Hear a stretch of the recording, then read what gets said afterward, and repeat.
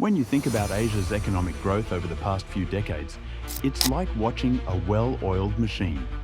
You've got a powerhouse of countries like China, Japan, South Korea, and Southeast Asia driving their economies forward with exports. They're shipping everything from electronics to textiles, and it's been working pretty well, until recently. But then, here comes a policy shift, and one that looks a lot like something we saw under former President Donald Trump. Now, whether you like him or not, his stance on trade left a big impact. Remember his catchphrase? America first.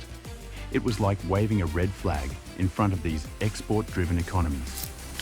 The US started pulling away from trade deals and implementing tariffs, which wasn't exactly music to the ears of Asian exporters. So, what are these economies facing? Let's break down what this Trump-like upheaval could mean for Asia. A roller coaster of tariffs. First up, tariffs.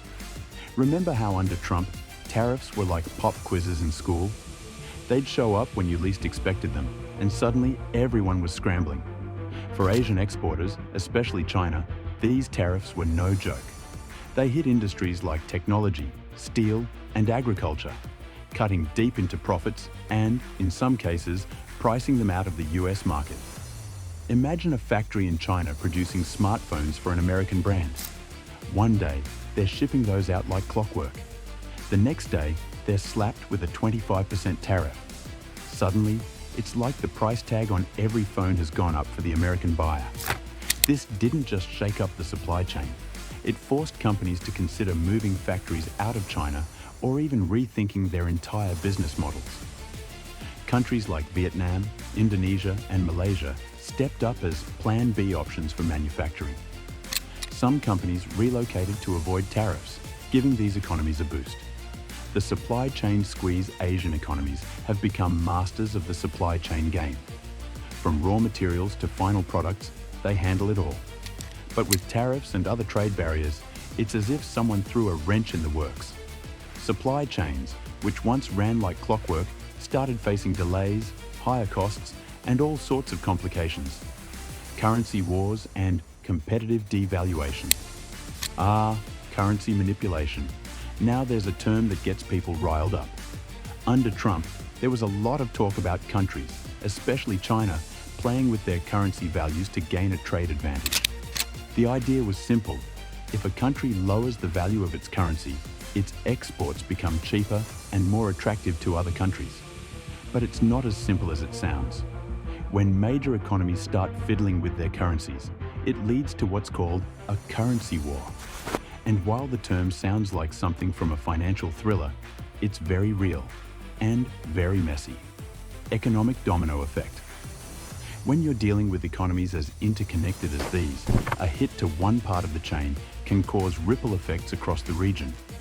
If China's economy takes a dive due to US tariffs, it affects not only Chinese companies, but also suppliers in Japan, South Korea, and other parts of Asia. It's like a game of dominoes, but with billions of dollars at stake. Long-term impact on trade agreements.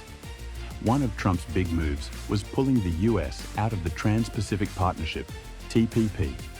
That left Asian countries scrambling to adjust.